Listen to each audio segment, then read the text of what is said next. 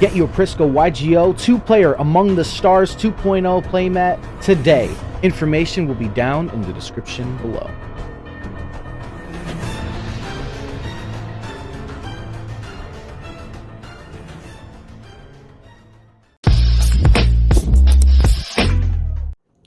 How's it going, YouTube? Prisco YG. Oh shit. Fuck. I can't have people seeing my snacks. I don't really want people knowing what I be snacking on. I'm just saying. How's it going, YouTube? Prisco YGO here. Ignore my Chips Ahoy that you saw in the beginning. I'm sleep deprived, and I decided that I want to share with you guys a deck profile for a deck that I've been testing and playing and doing somewhat well with. If you saw my last video where I went undefeated with Tri-brigade, I took that list, I ran with it, I saw some things I liked, some things I didn't like, decided to take it a whole nother route. So today I'm going to show you guys that video, and I'm going to explain my choices, my ratios, and all that good shit. That video, the deck profile. Sorry, I'm sleep deprived and I'm getting ready for a road trip to Florida, and I'm making a couple of stops on the way down, so stay tuned to the end of the video. Maybe I'm stopping in your city. You might be able to meet me in person, but anyways, let's go ahead and get into today's video. Alright, so got the deck right here in front of me. Just gonna go through it as quick as I can without taking too long to explain things. So for the normal ratios, we've got the 3 Fractal, the 3 Kit, 3 Nerval, 2 Karis, pretty standard. For those of you that don't know, these all have the same generic effect so that they can banish Tri-beast, quote unquote, monsters from the graveyard to special summon Link monsters that are Beast, Warrior, Wing Beast, which the Tri-beasts, Link monsters from the extra deck. So, for instance, you have Fractal. He will normal summon, banish cards, special summon Link monster, yada yada yada. Combo is pretty much reliant on him. So you can go Fractal effect. He's the dumper, right? He will send from deck to grave. This will also send from deck to grave, but it's not restricted to monsters. So this is restricted to monsters level 3 or lower that are within the tri-types. And then this one is restricted to Tri-brigade spells or traps plus monsters, so just a Tri-brigade card. Nerval adds any Tri-brigade monster to hand, and then Karis can discard any Tri-beast to special summon himself from the hand. So they all have different useful effects, this one being the least useful of them all. However, if you open up him with like any combination of these two, then you can potentially go off a little bit. So you can go Karis, pitch Nerval, special Nerval effect add, and bada bing bada boom. They're really good. The ratios are pretty standard. Almost anybody will agree with me. We are also playing the zoos, so we are playing the 1 Rapier, 1 Whiptail, and 1 Ram. This is also pretty standard. This is 1 card combo. These two are utility. You normal summon this, and then you dump this, and you do the Mega Cops combo essentially. And then in the combo, you can actually potentially search for this so that you can have a live Trident that has a banish effect or a pop effect, depending on what you're going for. I'm choosing to still play the barrier statue. Personal preference, I think the barrier statue is still really good. A lot of people don't like it. Some people are saying that it's win more. Some people are saying that it's just not worth the resources. Personally, I think that this is actually really good because Drytran can't play around it, and it's one of the harder decks to beat right now.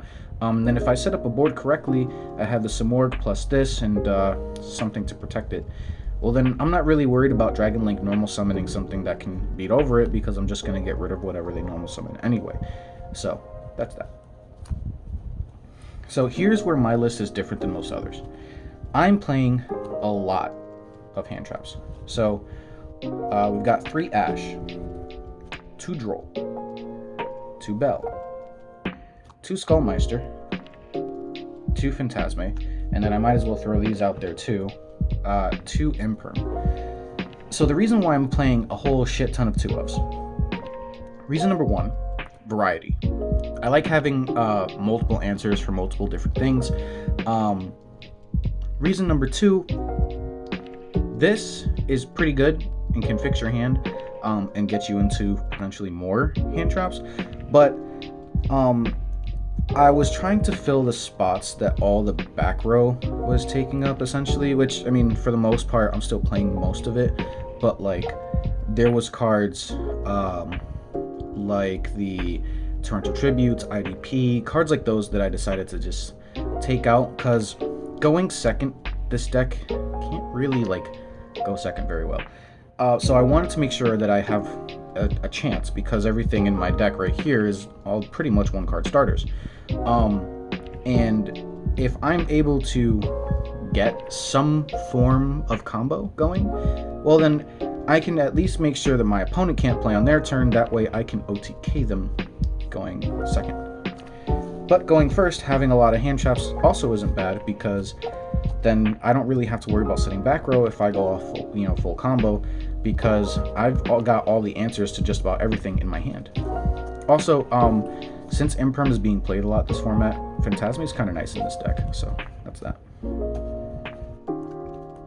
For the spells, I'm playing 3 Tenki. This card's insane. If I open this plus a Tri-brigade name, or this plus a Zoo name, or essentially just this even, I've kind of got almost a full combo going. But if I go open this and then like any other name, essentially, I'm good. I've got full combo as long as this doesn't get ashed. Only 2 desires, just because for space reasons I didn't want to. I don't want my hands to be too clunky, especially because I'm playing so many hand traps. I decided on only 2 desires because let's say I go desires and I banish a bunch of hand traps, well then at least I'm banishing stuff that's not part of the engine. And then I also really don't like saying desires into desires, although that still happens to me, not gonna lie. 1 barrage, just to go with the Zodiac stuff. 1 call by the grave. This card's just kind of essential, and that's pretty much it for the spells. There's not really much else that you need to play. I was playing cards like Book of Moon before because I don't have access to Triple T. If you have Triple T, go ahead and play it. I think that card's amazing in this deck. I just don't currently have my own copies. 3 copies of Revolt. This card is fucking insane. So, yeah, definitely should be 3 of.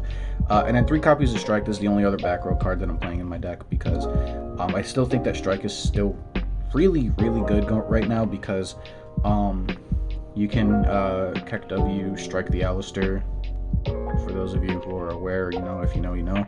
And then you could also do, in the mirror match, if they go, like, activate Revolt, you can strike the summon of Revolt, which means they won't get the banish.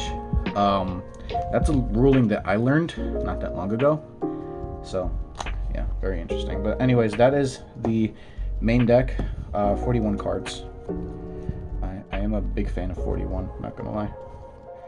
For the extra deck, this is nothing really too crazy, other than 1 change you guys will see. Almirage, Double Dragon Lords, Desperate Doom Eagle, the Samorg, and Access Code Talker. I am, instead of playing Apollousa, I'm playing the Samorg because I still like the barrier statue. There are times where I kind of miss Apollousa, not gonna lie, but I've noticed that in my version of the deck, I don't make Apollousa as much because I'll either get hand trapped or something will stop me or whatever.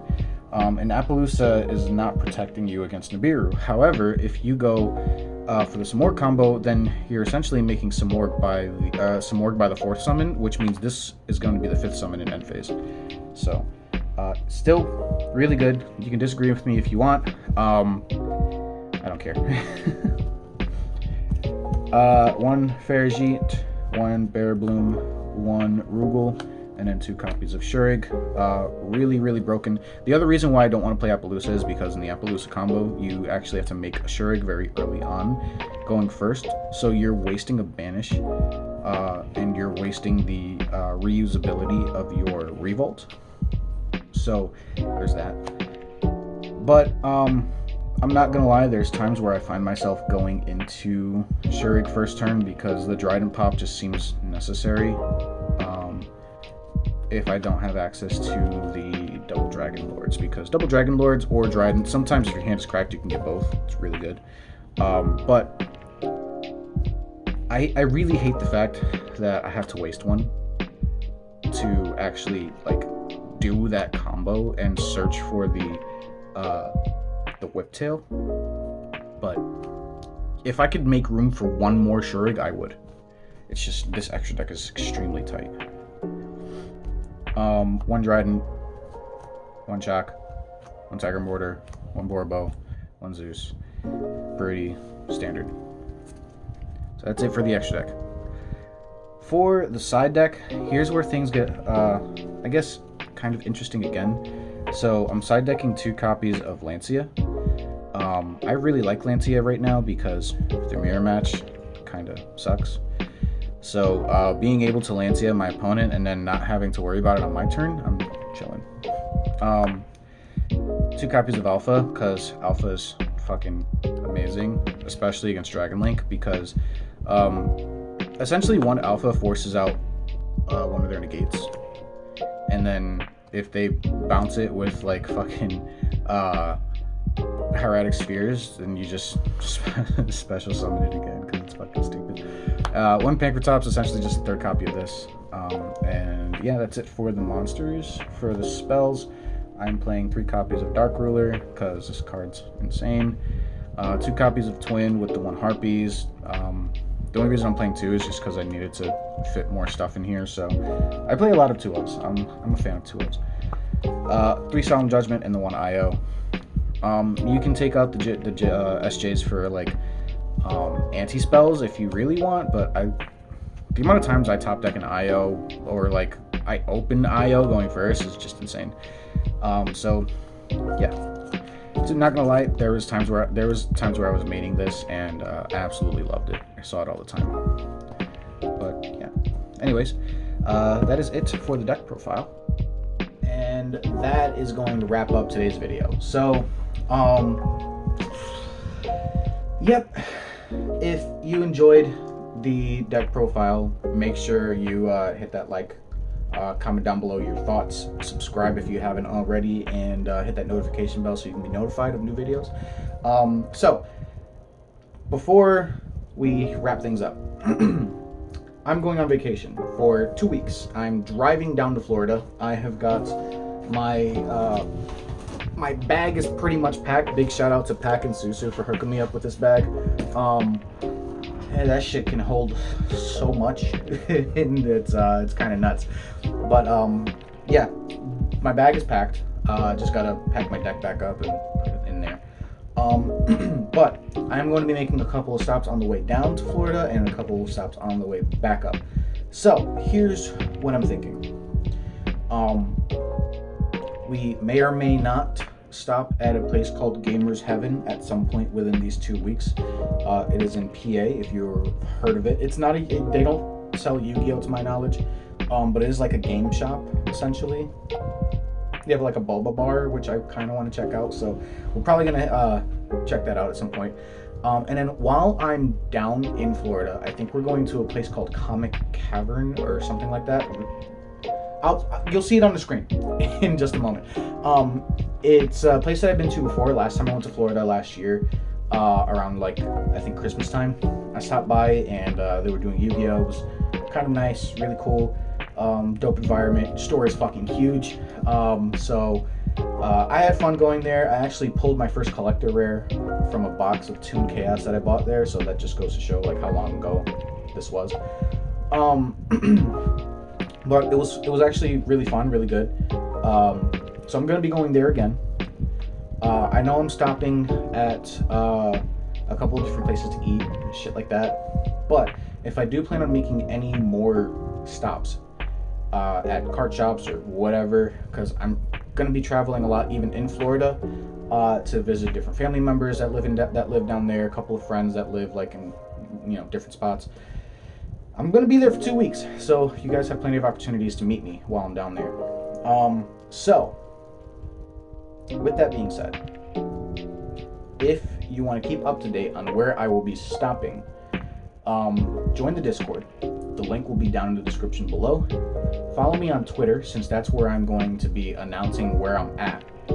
And go ahead and add me on Facebook if you want. Luis Quiles, you should be able to see my picture. It is the picture that I actually took at the GCS with Logan and Bean Soldier and Nim Nim. Very good picture. I'm pretty sure you guys can find me in some Facebook group somewhere. I'm always posting my videos in a bunch of different Facebook groups. I'm always in Zodiac too, so check me out in there. But that's pretty much it for today's video. So, like I said before, like, comment, subscribe, hit that notification bell. I'll see you in the next one. Deuces.